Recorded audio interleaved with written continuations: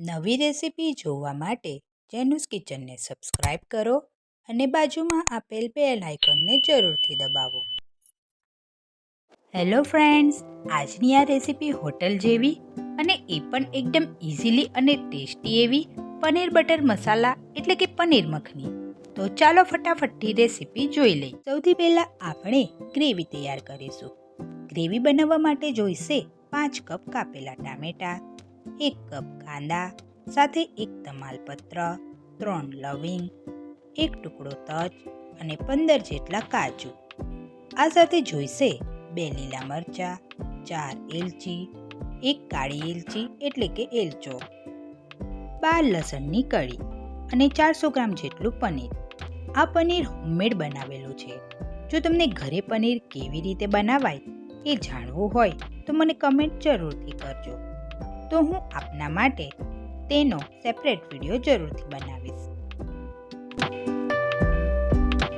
પનીર મખની બનાવવા માટે એક પેનમાં થોડુંક પાણી લઈશું. તેમાં જશે રફલી ચોપ કરેલા ટામેટા, થોડા કાંદા, તમાલપત્ર, આ છે એલચી, એલચો, લવિંગ, તજ, આદુ.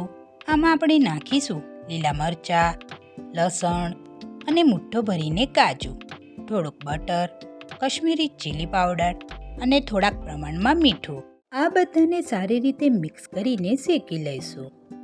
આને આપણે ઢાંકી દઈશું. ઢાંક્યા પછી તેને આરામથી ધીમી આંચ પર થવા દઈશું, આશરે 25 થી 30 મિનિટ સુધી. ટામેટા બિલકુલ કૂક થઈ ગયા છે. ખરેખર ફ્રેન્ડ્સ, જે કાજુ છે એ પણ એકદમ સોફ્ટ થઈ ગયા છે. હવે ગેસને બંધ કરીને થોડુંક ઠંડુ કરી લઈશું અને આ જે તમાલપત્ર છે તેને કાઢી નાખવાનું છે. તજનો ટુકડો છે તેને પણ કાઢી નાખીશું. સાથે સાથે એલચો પણ બહાર કાઢી નાખીશું. આ 3 મસાલા એટલા માટે કાઢી નાખ્યા છે કેમ કે જ્યારે આપણે તેને દળીશું તો આ મસાલા આપણી ગ્રેવીને ડાર્ક કલરના કરી દે છે. તો આને આપણે કાઢી નાખીશું. હવે આપણે આને પીસી લઈશું. આપની પ્યુરી એકદમ સ્મૂથ બની છે, તમે તેને જોઈ શકો છો.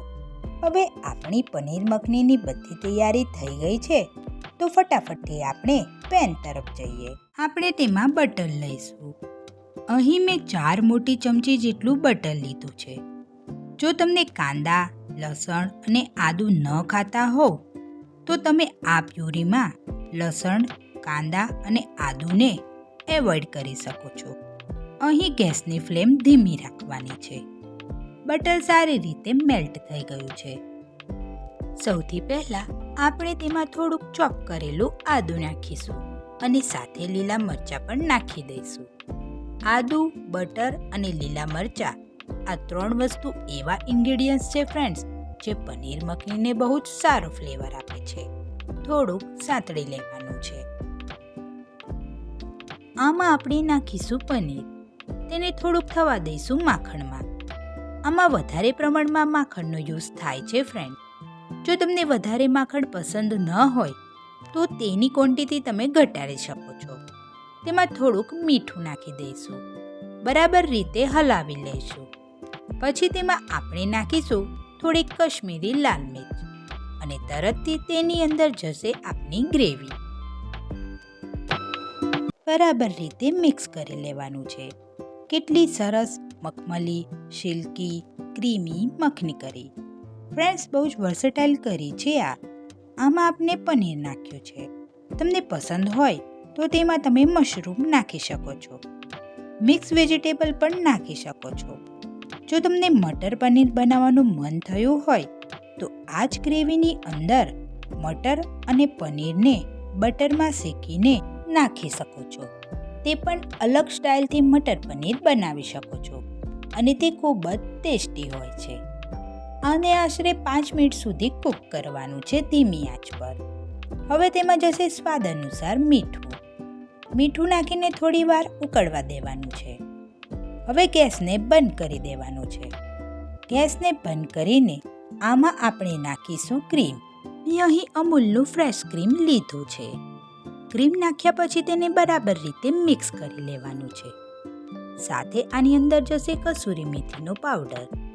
તમે તેને કમ્પ્લીટલી ક્રશ કરીને લઈ શકો છો અથવા તો તેને થોડુંક અધકચરું પણ રાખી શકો છો. આપણું રેસ્ટોરન્ટ જેવું પનીર મખની બનીને સર્વ કરવા માટે તૈયાર થઈ ગયું છે. એમાં ઉપરથી નાખીશું ક્રીમ અને ફ્રેશ લીલા ધાણા અને આપણી પનીર મખની તૈયાર. જો તમને આ રેસીપી ગમી હોય તો શેર કરજો. આપણે મળીએ નેક્સ્ટ વિડીયોમાં. ત્યાં સુધી બધાને મારા જય ગણેશ.